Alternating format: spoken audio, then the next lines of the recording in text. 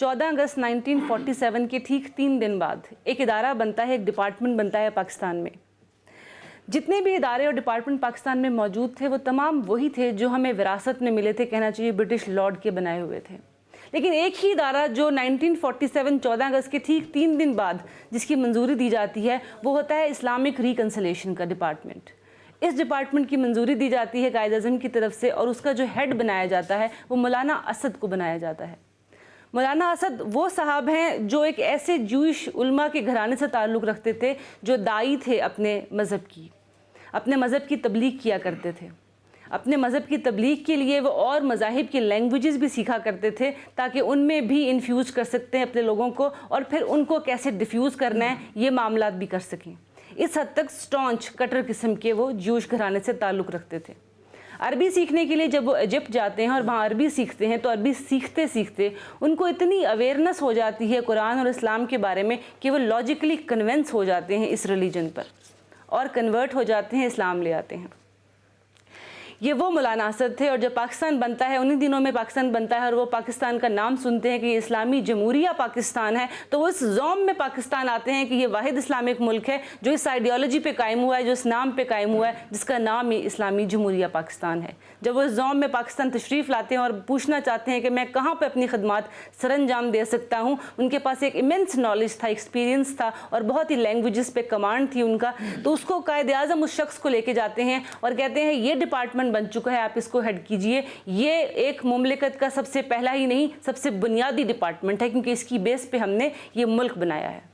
ये बात बहुत कम लोगों को मालूम है जो कायद-ए-आज़म को सेक्युलर लीडर मानते हैं। उन्होंने कभी भी इस बात पे गौर नहीं किया कि ये डिपार्टमेंट ही क्यों बनाया उस शख्स ने। लेकिन फिर उसके बाद 4 ऐसी चीज़ें थी जो कायद-ए-आज़म कहते हैं कि हमें करनी चाहिए, इस डिपार्टमेंट की जिम्मेदारी बनती है, जो और भी इस बात पे स्टैंप लगाते हैं, मोहर साबित करते हैं कि कायद-ए-आज़म बेसिकली अंदर से कितने बड़े मोमिन थे। उन्होंने कहा ये 4 काम इस डिपार्टमेंट को करने, जिसमें से पहला काम ये कि आइन इस्लामी हो इस मुल्क का, इसके बारे में काम शुरू करे ये डिपार्टमेंट। दूसरा काम इकनॉमिक रिफॉर्म्स ऐसी कीजिए कि इस्लामिक कवानीन नाफिज हों और इस्लामिक माशियात का निज़ाम नाफिज हो सके, इस पे काम किया जाए। इंटरेस्ट फ्री माशरा कायम किया जाए, इस पे काम किया जाए। तीसरा काम वो कहते हैं इस्लामी बुनियादों पे तालीमी निज़ाम राइज करने के लिए काम किया जाए और चौथा काम वो कहते हैं उशर और ज़कात का एक सिस्टम और मैकेनिज़्म पूरी स्टेट में कायम हो। ये 4 वो काम थे जो कायद-ए-आज़म मौलाना असद को कहते हैं कि इस डिपार्टमेंट को लाजमी करने हैं और ये बुनियादी काम है इस रियासत के लिए। इन कामों को करने के लिए जो बुनियादी चीज़ें उस वक्त ज़रूरत महसूस हुई मौलाना असद को कि ये 2 काम अगर हो जाएंगे तो ये 4 काम फिर जो सजेशन दिए गए कायद-ए-आज़म की तरफ से ये करना बहुत आसान हो गए।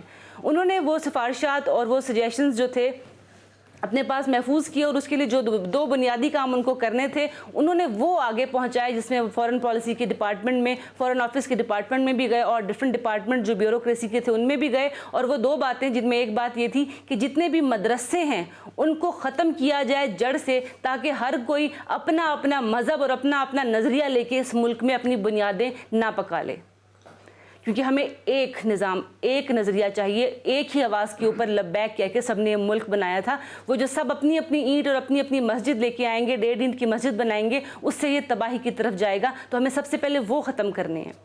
दूसरी बात उन्होंने कही कि इसके बाद हमें एक और चीज़ भी चाहिए कि जिन जिनको अंग्रेज़ों ने मरात दी थी वो तमाम लोगों से पावर्स ले ली जाएँ। जो अंग्रेज़ों के नवाजे हुए जितने भी लोग इस मुल्क में भर्ती हो गए हैं बड़ी बड़ी जगहों पे, उनसे तमाम मरात और पावर्स और अथॉरिटीज़ ले ली जाएं। बस यही 2 काम थे, अगर हो जाते हैं तो वो 4 काम जो कायद-ए-आज़म ने कहे थे वो ऑटोमेटिकली होना शुरू हो जाएंगे। ये उनकी वो 2 डिमांड थी। लेकिन ब्यूरोक्रेसी उस वक्त भी लॉर्ड थी और उसके बाद भी लॉर्ड रही और आज तक भी उसी ब्यूरोक्रेसी में ऐसे बहुत से लोग मौजूद हैं। पॉलिटिशियंस की सपोर्ट उस वक्त भी थी और आज भी उनको मिलती रहती है। ये उनको और वो उनको चलाते रहते हैं। तो हुआ ये कि वहाँ पे सर ज़फ़रुल्लाह जैसे लोग भी मौजूद थे जो उनके ख़िलाफ़ हुए और ऐसे और भी बहुत सारे ब्यूरोक्रेट्स जो उस वक्त हमारे यहाँ भर्ती किए गए थे ब्रिटिश लॉर्ड की तरफ से, जो हमें इनायत किए गए थे, विरासत में मिले थे, वो तमाम उनके ख़िलाफ़ हुए और उनको एक महज मामूली सा पेशा देने की रिक्वेस्ट की गई कि आपको फ़ॉरेन पॉलिसी या फ़ॉरेन ऑफिस में एक नौकरी दी जाती है जिसमें आप मिडिल ईस्ट से कनेक्शन डेवलप करेंगे, कि आपको अरबी आती है तो आप वहाँ से कनेक्शन डेवलप, कम्युनिकेशन डेवलप करने या PR का काम करेंगे। वो बहुत ही ज़्यादा नाखुश होते हैं, बहुत मायूस होते हैं, क्योंकि वो इस्लामी जमहूरिया पाकिस्तान के ज़ोम में आए थे। वो इजिप्ट वापस चले जाते हैं और जिस रोज़ वो इजिप्ट जाते हैं उसके अगले ही दिन वो डिपार्टमेंट और उसका ऑफिस जहाँ पे वो तमाम मवाद पड़ा हुआ था, जिसे इस्लामिक रिकन्सिलेशन डिपार्टमेंट कहते हैं, वो जल जाता है, उसका रिकॉर्ड जल जाता है। और दुनिया को कभी खबर नहीं होती कि ये सेक्युलर लीडर नहीं था, ये कौन लीडर था, उसका रिकॉर्ड जल जाता है। और फिर पूरी दुनिया आज तक भी इस बात पे मोहर लगाने पे तैयार है कि ये मुल्क बनाने वाला ही सेक्युलर था, और उसके ऊपर ऐसे ऐसे इल्ज़ाम लगाए जाते हैं क्योंकि प्रूफ जो था वो चला गया था और जल गया था। ये तमाम बातें आज क्यों याद आ रही हैं हमें? क्योंकि आज हमें नज़र आ रहा है कि आज हमारे बहुत से ऐसे डिपार्टमेंट्स हैं जो हमने बनाए तो हैं लेकिन शायद वो काम नहीं कर रहे, या वो काम कर रहे हैं तो फिर से वही ब्यूरोक्रेसी या फिर से वही पॉलिटिकल सपोर्ट उनको काम करने नहीं दे रही। नैब का इदारा बनाया गया था अपने मुफाद के लिए, लेकिन जब वो आवाम के मुफाद के लिए काम करने लगा तो फिर उन्हीं बनाने वालों को उसमें खोट नज़र आने लगा। और इसके अलावा और भी बहुत सी ऐसी कड़ियाँ हैं जिनको आज हम जोड़ना चाहते हैं। हमारी जुडिशरी जो आज काम कर रही है वो आज किसी को पसंद आता है और किसी को नहीं आता है, उसके बारे में बात करेंगे। और इसके साथ साथ बात करेंगे कि जब डिपार्टमेंट्स हमने बनाए थे तो उन डिपार्टमेंट्स में से बहुत सी डेवलपमेंट होनी चाहिए थी, वो नहीं हो सकी क्योंकि वही जो मरात याफ्ता लोग थे अंग्रेज़ों के, उन्हीं की औलादें आगे काम करती रहीं। तो तेल तो निकलता रहा, गैस तो आती रही, लेकिन उसको रिफ़ाइन करने वाली रिफ़ाइनरीज कभी नहीं लग सकी।